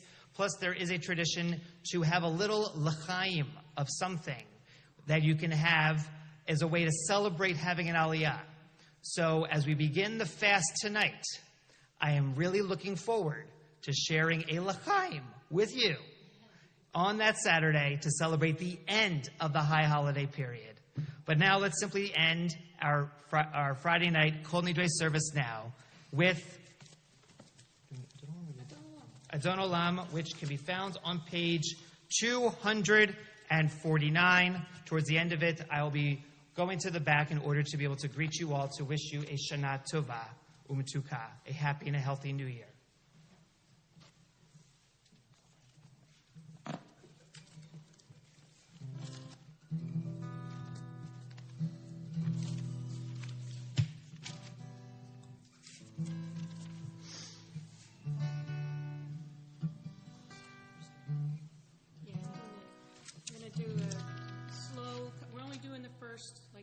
Stanzas, and then first time slow, and then fast. Okay, so we can get Adon Olam, Asher Malach, B'terem Kol Nidrei. Wait, when can we start over? Adon Olam, Asher Malach. You were in the right key. It didn't sound good.